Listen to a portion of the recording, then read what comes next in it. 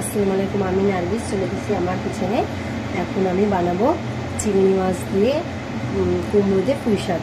তো প্রথমে আমি কড়াটা গ্যাসে বসিয়ে দিয়ে গ্যাসটা অন করে দিলাম। এবার দিয়ে দেব পেঁয়াজ কুচি, চিংড়ি মাছ আর পেঁয়াজ রসুনের পেস্ট,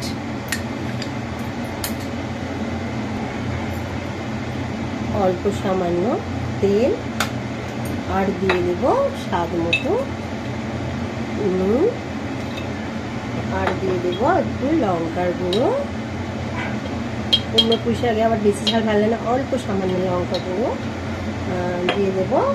দিয়ে খানিকটা জল দিয়ে দেব। দিয়ে তো সরি একেবারে ভুলে গেছি, হলুদটা দেবো। হলুদটা দিতে ভুলে গেছি, তো কিছু সামান্য হলুদ দিয়ে দেবো।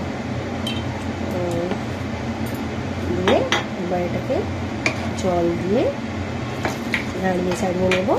নিয়ে খানিকক্ষণের জন্য এটাকে কুক করতে আমি ছেড়ে দেবো। আসলে আমি এত ব্যস্ত, আমি বাচ্চারা স্নান করছে, পালিয়ে গেছে, জল ঘাটছে, রান্না করতে করতে পালাতে হচ্ছে বারবার। এই জন্যই এখন রান্নাটার সাথে আমার ডিস্টার্ব হয়ে যাচ্ছে, এটা পাচ্ছি না ওটা পাচ্ছি না, প্রচণ্ড পরিমাণে ডিস্টার্ব হয়ে যাচ্ছে। রান্নাটা ঠিকঠাক রান্নাটা হয়ে উঠছে না। তো আমি কড়ার ঢাকাটাই খুঁজে পাচ্ছি না। তো আমি এখন এটা ঢাকা দিয়ে দিচ্ছি, একটা বড় ঢাকা দিয়ে দিলাম। দিয়ে কিছু সময় দিলে কুকুরকে ছেড়ে দিচ্ছি। তো আমার দুটো বাচ্চা এত বদমাস সারাক্ষণ বাইরে এটা খেলছে, ওটা খেলছে, সেটা খেলছে, তো ব্যস্ততার মধ্যে রাখে যে আমি যে একটু সুন্দরভাবে রান্না করি সেটাই পারি না। তাড়াহুড়োর মধ্যে, ছোটাছুটির মধ্যে রান্না করতে হয়, তো তাই রান্নাটা ঠিকভাবে হয়ে ওঠে না। যে সব কিছু আমি সাজিয়ে নিয়ে গুছিয়ে নিয়ে যে একদম দাঁড়িয়ে সুন্দর করে রান্না করব, ভিডিও করব, সেটা আমার হয়েই ওঠে না। যেহেতু বাচ্চাগুলো খুবই ছোট, তো ওদের সময় দেওয়ার কেউ নেই, দেখার কেউ নেই, আমাকেই সামলাতে হয়, রান্না বান্নাও করতে হয়। তো একজন টিভি দেখছে, একজন স্নান করছে, একজন এইটা খেলছে, ওটা খেলছে, বাবারে, মানে একেবারে আমি পেরেশানের মধ্যেই থাকি। তো রান্না করতে গেলে একটা মিনিমাম সময় দিতে হয়, মশলাপাতি বাটা, গুছিয়ে নেওয়া, ডেকোরেশন করে তবে তো রান্না করতে, কিন্তু আমার সেটা হয়েই ওঠে না। তাই আমি দেখেন না, একবার রান্না করতে করতে উদাও হয়ে যাচ্ছি, আবার এসে করছি, এই হয়ে যায় ব্যাপার। এবার ঢাকাটা খুলে আবার নাড়িয়ে ছাড়িয়ে নেব। বাচ্চাগুলো যদি দেখার মতো একটা কেউ থাকতো, আবার বাড়িতে তো কেউ নেই, মেম্বার, তো আমার হাজব্যান্ড একা, তো তার কেউ বাড়িতে নেই, শাশুড়িও করে থাকে, আমরা নিচে থাকি, কিন্তু শাশুড়িও বয়স্ক, বেশি চলাহাঁটা করে না, তাই বাচ্চাগুলো একেবারে কী বলবো দুষ্টুতে পরিণত হয়ে গেছে। স্কুলটাও গ্রীষ্মের ছুটি, এবার স্কুল খুলে তো আমার আরও ব্যস্ততা। সকাল দিয়ে আসা 8টায়, 8টা 40 দিয়ে মধ্যে স্কুলে পৌঁছাতে হবে, আবার স্কুল থেকে আনতে হবে 12টা 25 ওদের ছুটি। মানে কি বলবো, এত তাড়াহুড়োর মধ্যে দিয়েও আমাকে মানে যেতে হয়। তো আজ ছুটি আছে, ওদের 9 তারিখে স্কুল খুলবে। তো বাচ্চারা বাড়িতে ছিল না, কাল বাড়িটা একদম শান্ত, পরিবেশ শান্ত ছিল। তো আজ মানে কাল সন্ধ্যে পর্যন্ত বাইরে খুব ঠান্ডা ছিল। আবার এসে গেল ওরা 8টার পর, ব্যাস শুরু, ক্লান্ত, গরমে ক্লান্ত হয়ে পড়েছে, সকাল থেকে আবার বদমাইশি শুরু। তো ওদের সকাল আগে পড়াতে বসাতেও পারিনি। কেন, আমার হাজব্যান্ড এত চিংড়ি মাছ এনেছে, মাছ এনেছে, ওগুলো ধোয়া, চিংড়ি মাছগুলো কাটা, পুঁই শাক কুমড়ো কাটা, সংসারে আরও যাবতীয় কাজ করা, তার মধ্যে কি আর হয়।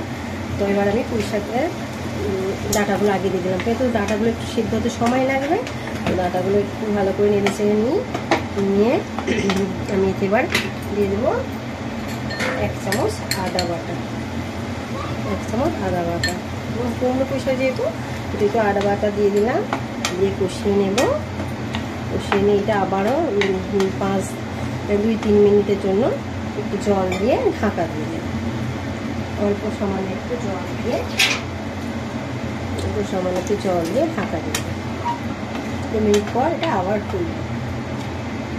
খুলে আবার কষিয়ে নেব।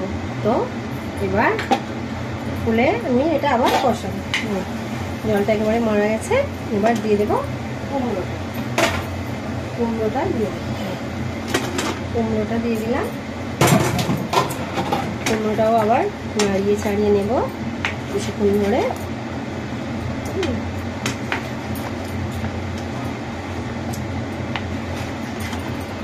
আজ রান্নার সঙ্গে সঙ্গে আপনাদের আমার বাড়ির সব গল্প শোনালাম।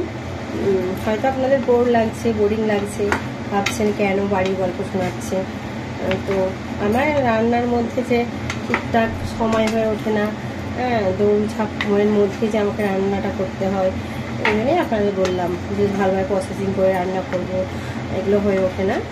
একবার বাচ্চাকে সামলাতে হয়, একবার রান্না করতে হয়, তো একবার উপরে শাশুড়িকে খাবার দিতে হচ্ছে, প্রয়োজনীয় জিনিসপত্র, কাপড় চোপড় মেলা তোলা, মানে অনেক কাজ। তো তাই আপনাদের বললাম, আমি শোনালাম যে কত ব্যস্ততার মধ্যে দিয়ে আমি রান্না করি। রান্নাটা আমি আবার শখের ভিডিও বানাই আপনাদেরকে দেখানোর জন্য। তো এটা কষিয়ে নেব। এবার দিয়ে দেবো খানিকটা জিরের গুঁড়ো। তো কুমড়ো কষানো বেশি কিছু মশলা লাগে না, ভালো করে এটাকে কষিয়ে নেওয়াটাই এর ব্যাপার। দিলাম যেগুলো লাগে সাধারণত। অনেকে পাঁচ ফোড়ন দিয়ে প্রথমে ফোড়ন দেয়, দিয়ে করে সেটা করলেও হয়। যেহেতু আমার আজ কাঁচা চিংড়ি মাছ ছিল, সেহেতু ওই জন্য আর ফোড়ন দিলাম না, মানে শুকনো লঙ্কা 5 ফোড়ন দিয়ে করলে ভালোই লাগে। তো এখন আমি কাঁচা চিংড়ি মাছ ছিল বলে ফোড়ন দিলাম না। তো এই সব মশলা কটা দিয়ে আমি বানাচ্ছি। তো কিছু সময়ের জন্য এটা আমি আবার কোক করতে দেবো, মানে পুঁই শাকের পাতাগুলোও দিয়ে দিচ্ছি। কেননা পুঁই শাকের পাতাটা ঠিকঠাক সময় দিলে আবার একটা কেমন একটা বিশ্রী গন্ধ ছাড়ে পুঁই শাকে। তো সেহেতু পুঁই শাকটা দিয়ে আমি এবার ঢাকা দিয়ে দিচ্ছি। খানিকক্ষণের জন্য ঢাকা দিয়ে দেবো, দিয়ে এটাকে কুক করতে দিয়ে দেবো। আবারও এটা অনেকক্ষণ পর খুলে কষাতে থাকবো। দেখুন শাকটা একেবারে গলে গেছে, অল্প শাক, কুমড়োর পরিমাণটা বেশি হয়ে গেছে। শাকটা অল্প, কুমড়োটা এখনো মানে এরকম সেরকমই আছে, গলেনে। তো বারবার কষতে কষাতে শাকের একটা সবুজ গন্ধ থাকে, সেই সবুজ গন্ধটাও চলে যাবে আর কুমড়োটাও গলে যাবে।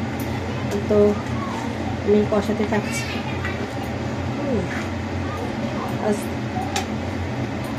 আবারও কিছুক্ষণের জন্যকে মানে কষিয়ে নিয়ে ঢাকা দিয়ে দেব। এখন সাথে এটাকে কষিয়ে নিতে হবে। একটু তেজপাতা দিলাম, তেজপাতা দিটা কষিয়ে নেব। এবার এর সাথে এভাবে কষা করতে হবে। আবারও একটু ঢাকা দিয়ে দেব, এগুলো সেদ্ধ হওয়ার জন্য, ডাঁটা আর কুমড়োটা সেদ্ধ হওয়ার জন্য ঢাকা দিয়ে দেব। আবারও 5 থেকে 7 মিনিট ধরে ঢাকা দিয়ে দিলাম, একটু সিদ্ধ হয়ে যাক। আবার ঢাকাটা খুলে কিছু সময় কষাবো। এবার একটু জল দিয়ে দেবো, অল্প জল দেবো। পুঁই শাক থেকে পুঁই পাতা থেকে প্রায় জল একটু বাড়িয়েছে, আর অল্প সামান্য জল দিয়ে দিলাম। দিয়েটা সেদ্ধ হতে ছেড়ে দেবো। এবার সেদ্ধ হয়ে গেলে মানে পুঁই শাকটাও সেদ্ধ হয়ে যাবে আর কুমড়োটাও মাখা মাখা হয়ে যাবে, মানে সেদ্ধ হয়ে গেলে গলে যাবে। তারপরে আমার তরকারিটা হয়ে যাবে। তো তখন কিছু সময় 10 মিনিটের জন্য সেদ্ধ করতে দিয়ে দিলাম। এবার ঢাকনাটা খুলে এবার চিনি ছড়িয়ে দেব। চিনি ছড়িয়ে দিলে আমার রান্না পুরোপুরি কমপ্লিট। 1 চামচের একটু, এই 2 চামচ চিনি দিয়ে দিলাম। যেহেতু কুমড়ো পুঁই শাক আবার মিষ্টি না হলে ভালো লাগবে না, তাই তরকারি পুরো রেডি। আর কয়েকটা কুমড়ো একটু গোটা আছে, হয়ে গেছে, সবই গলে গেছে, প্রায় সব সেদ্ধ হয়ে গেছে। পুরো তরকারি একেবারে রেডি।